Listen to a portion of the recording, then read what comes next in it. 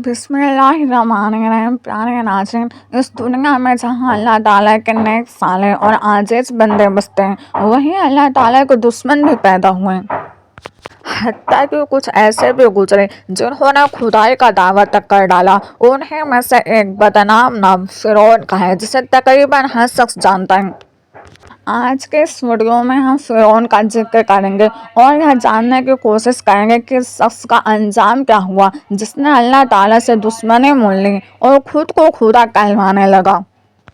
जब हज़रत मूसा अलैहिस्सलाम को अल्लाह ताला की तरफ से नबूवत अता की गई तो अल्लाह ताला ने उन्हें हुक्म फरमाया कि फ़िरौन के पास जाओ और उससे एक अल्लाह की इबादत की दावत दो। अल्लाह ताला ने हज़रत मूसा अलैहिस्सलाम को अपनी सच्चाई के सबूत के तौर पर दो अजीब निशानियां भी अता फरमाई। पहली निशानी यह थी कि जब हज़रत मूसा अलैहिस्सलाम अपना अस्सा यानी लाठी ज़मीन पर फेंकते तो अल्लाह के हुक्म से एक जिंदा अजदहा बन जाता यानी सांप बन जाता। दूसरी निशानी यह थी कि जब वो अपना हाथ अपने बगल में डालकर बाहर निकालते तो वह हाथ चमकता हुआ नूर से भरपूर और देखने वालों को हैरान कर देने वाला हो जाता। यह निशानियाँ इस बात की दलील थी कि हज़रत मूसा अलैहिस्सलाम अल्लाह ताला के सच्चे नबी हैं और जो पैगाम वो लेकर आए हैं वो हक है। मूसा अलैहिस्सलाम मिस्र पहुँचे और अपने भाई हज़रत हारून अलैहिस्सलाम को लेकर फ़िरौन के दरबार में हाजिर हुए। आपने फ़िरौन से कहा, हमें अल्लाह ताला ने पैगंबरों और रसूल बनाकर भेजा है। हम तुमसे दो बातों का मुतालबा करते हैं। एक यह है कि तुम खुदा पर ईमान ले आओ और किसी को उसके कामों में शरीक न ठहराओ। दूसरा यह है कि बनी इसराइल पर जुल्म करना छोड़ दो और उन्हें आज़ाद कर दो। फ़िरौन ने अपनी मगरूराना साजिश के मुताबिक हज़रत मूसा अलैहिस्सलाम की रिसालत का मजाक उड़ाया। हज़रत मूसा अलैहिस्सलाम पर अपना एहसान जताया कि उसने उनकी परवरिश की है, मिस्र को कत्ल करने का ताना दिया और आपके पैगाम को नज़रअंदाज करते हुए कहा, ऐ मूसा, क्या मेरे सिवा भी कोई और रब है? हज़रत मूसा अलैहिस्सलाम ने फरमाया, मेरा रब वो है जो आसमानों, ज़मीन और उसके दरमियान कायम मखलूक़ात को पैदा करने वाला है। तुम्हें और तुम्हारे आबाओ अजदाद को भी उसने पैदा किया है। हज़रत मूसा अलैहिस्सलाम और हज़रत हारून नहायत नरमी से फ़िरौन को कायल करते रहेंगे, लेकिन फ़िरौन अपनी जिद पर अड़ा रहा। उसने हज़रत मूसा अलैहिस्सलाम को पागल और मजनू कहा और रियाया से बोला, मेरे सिवा कोई खुदा नहीं है, मैं तुम सबका परवरदिगार हूँ। एक दिन भरे दरबार में फ़िरौन ने हज़रत मूसा अलैहिस्सलाम से कहा, अगर तू सच्चा है तो अपनी नबूवत का कोई मुआज़ा दिखा।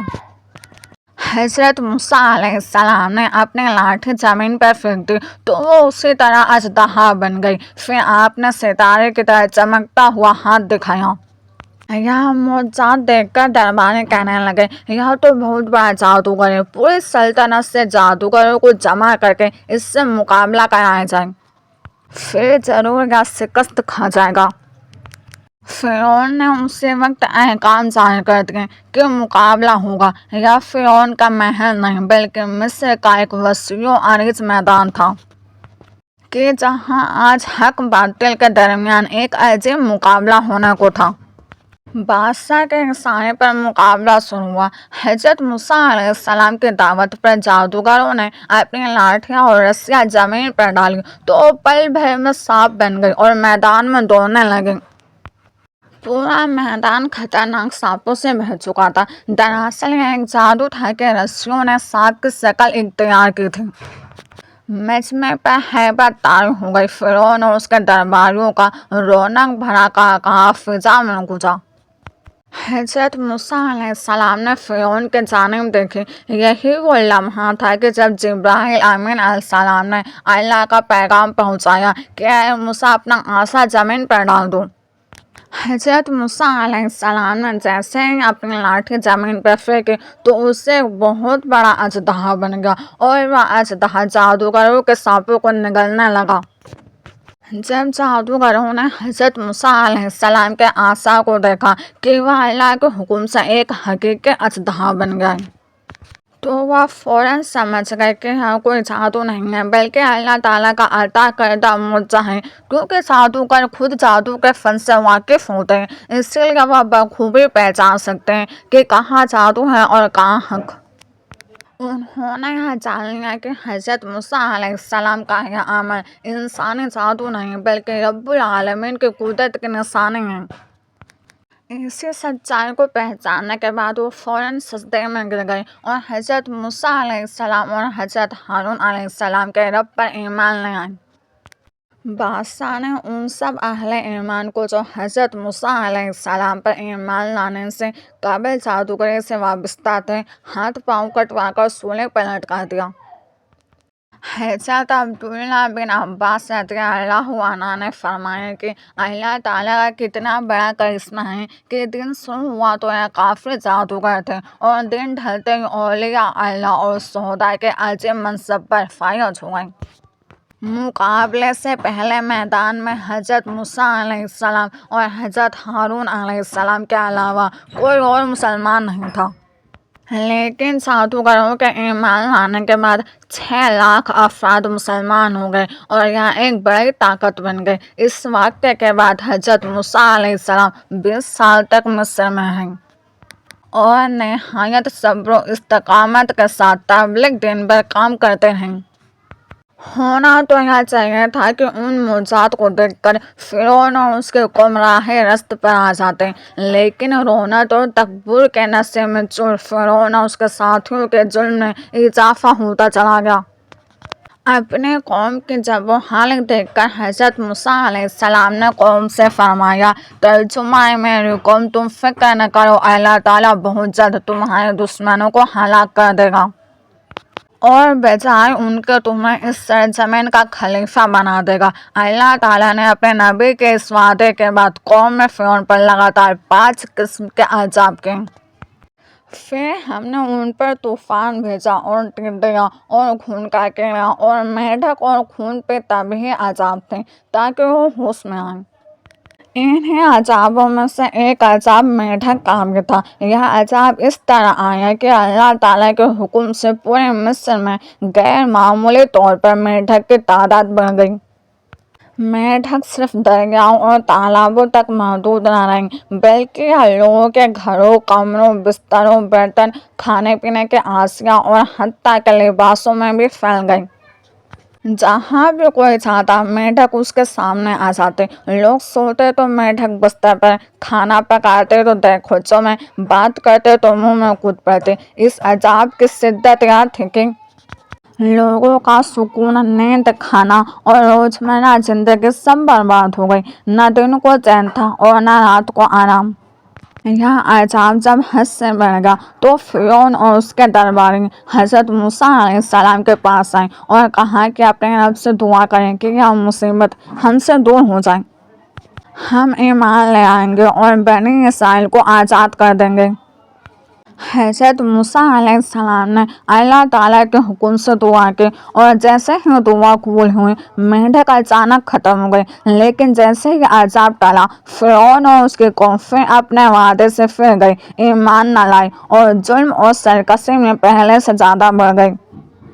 اسی وعدہ شکنی اور مسلسل نافرمانی کی وجہ سے اللہ تعالیٰ نے ان پر ایک کے بعد ایک عذاب نازل کیے، کبھی ہر برتن، ہر جگہ خون، کبھی میںڈک اور کبھی قید، لیکن وہ ظالم قوم اللہ تعالیٰ سے کبھی نہ ڈری۔ بار بار اللہ تعالیٰ نے مہلت دی، تبھی ہی عذاب دیا کہ سدھر جاؤ، لیکن وہ نہ مانے اور اسی سرکشی میں مبتلا رہے۔ ہر گزرتے وقت کے ساتھ فرعون کے تکبر، غیظ و غضب اور ظلم و ستم میں اضافہ ہوتا چلا جا رہا تھا۔ لہٰذا رب ذوالجلال نے ان کی دراز رسی کو کھینچنے کا فیصلہ کر لیا۔ حضرت موسیٰ علیہ السلام کو حکم دیا کہ میرے بندوں کو لے کر راتوں رات نکل جاؤ۔ علامہ طبری بیان کرتے ہیں کہ اس حکم کے بعد حضرت موسیٰ علیہ السلام مرد، عورتوں اور بچوں سمیت 6000 سوار اور 2000 پیادے لے کر 9 محرم بروز ہفتہ غروب آفتاب کے بعد مصر سے دریا کلثوم کی جانب روانہ ہوئے تو فرعون کو اس کی خبر مل گئی۔ फिरौन जो गुरूर, ताकत और तकब्बुर में अंधा हो चुका था, जदीद हथियारों से लैस एक बहुत बड़े लश्कर के साथ, जिसमें 7 लाख से ज्यादा सवार शामिल थे, बनी इसराइल के पीछे रवाना हो गया। एक तरफ बनी इसराइल थे जिनके सामने नील का समंदर था, और दूसरी तरफ फिरौन के खौफनाक सिपा जो सैलाब की तरह उनकी तरफ बढ़ रही थी। आगे बफरी हुई मौजें थीं और पीछे मौत का लश्कर। यह मंजर देखकर बनी इसराइल घबरा गए और बेइख्तियार कहने लगे, अब तो हम पकड़ गए, अब कोई रास्ता नहीं।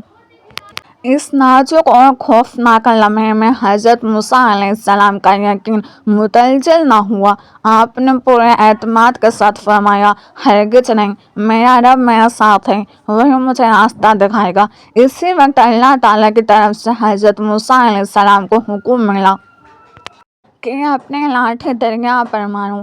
जैसे ही आपने अल्लाह के हुक्म की तामील, दरिया सख्त हो गया। पानी दीवारों की सूरत दोनों जानिब खड़ा हो गया और बीच में खुश्क रास्ते नमूदार हो गए। यूं समंदर के अंदर 12 अलग अलग रास्ते बन गए, जिनमें से बनी इसराइल के 12 कबीले इत्मीनान के साथ गुजर गए। न उनके पाँव गिले हुए और न पानी उन तक पहुंचा। जब फिरौन ने यह हैरत अंगेज मंजर देखा तो उस पर खौफ तारी हो गया, मगर तकब्बुर ने उसे पीछे हटने न दिया। उसने अपना घोड़ा दरिया में डाल दिया और लश्कर को भी पीछे आने का हुक्म दे दिया। फिरौन और उसका लश्कर समंदर के बीचों बीच पहुंच गया और बनी इसराइल दूसरी तरफ सलामती से निकल चुके थे। अब अल्लाह ताला ने मूसा अलैहिस्सलाम को कहा कि अपनी लाठी को दोबारा पानी पर मारो। जब मूसा अलैहिस्सलाम ने दरिया को अपनी लाठी मारी तो पानी के वो सब रास्ते जो दीवारों की तरह खड़े थे आपस में मिल गए।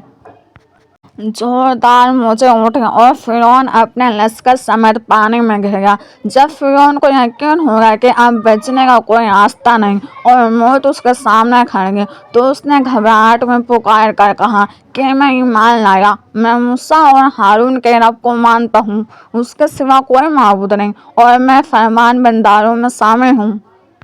लेकिन यह ईमान कबूल न हुआ, क्योंकि यह ईमान न सच्चाई की पहचान से था और न आजिज़ी से, बल्कि मौत के खौफ से था। जवाब आया कि अब ईमान लाता है, हालांकि तू सारी जिंदगी नाफरमानी करता रहा, जुल्म करता रहा और ज़मीन में फसाद फैलाता रहा। अल्लाह ताला ने फरमाया कि आज हम तेरी लाश को पानी से निकाल लेंगे, ताकि तो आने वाली नस्लों के लिए निशान इबरत बन जाए। फिरौन का गुरूर, उसकी खुदाई का दावा, उसकी फौज और उसकी ताकत, सब कुछ समंदर के मौजों में दफन हो गया। आज भी फिरौन की हुदशुदा लाश दुनिया के सामने मौजूद है, ताकि हर दौर के इंसान जान लें कि जो अल्लाह से टक्कर लेता है उसका अंजाम नहीं होता है।